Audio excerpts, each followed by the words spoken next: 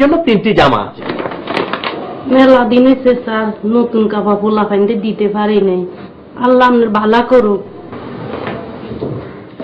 আসসালামু আলাইকুম স্যার। ওয়ালাইকুম আসসালাম। কবির, তোমার মায়ের অবস্থা কি? স্যার আমার মা ভালো আছে। গত সপ্তাহে যে আপনি 300 টাকা দিছিলেন, এই টাকা দিয়ে ডাক্তার দেখাইছি, ওষুধও কিনে দিয়েছি। এখন আলহামদুলিল্লাহ ভালো আছে। গুড। শুনো, এই নাও আরো 200 টাকা। এই টাকা দিয়ে মাকে বেশি বেশি খেদমত করবে।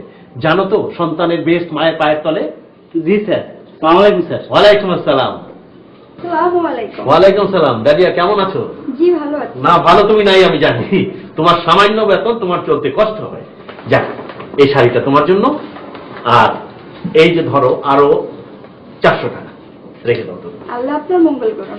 আসসালামু আলাইকুম। ওয়ালাইকুম আসসালাম।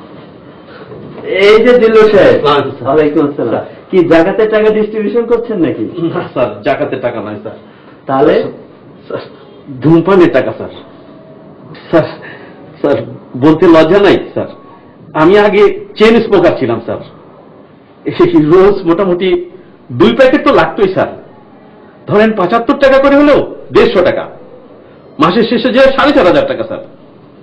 স্যার চিন্তা করলাম ধূমপান স্বাস্থ্যের জন্য ক্ষতিকর, আরো নানান রকম সমস্যা, অযথা টাকা ব্যয়, অর্থ, এসব চিন্তা করে স্যার চিন্তা করলাম এই টাকাটা সঞ্চয় করে যদি আমি স্যার আমার স্টাফদের মতো গরিব, যার যেটা নাই, সেভাবে যদি স্যার আমি কিছুটা উপকার করতে পারি, স্যার সেটাই। দিল্লু সাহেব, স্যার আপনার এই মহৎ কাজের তুলনা হয় না। দেশের সব ধূমপায়ী যদি আপনার মতো হতো। ধূমপানের চেয়ে দানে এত আনন্দ, এত শান্তি। এই হিসাবে শেষ হলো আমাদের আজকের পরকালে পাঠশালা। ইনশাআল্লাহ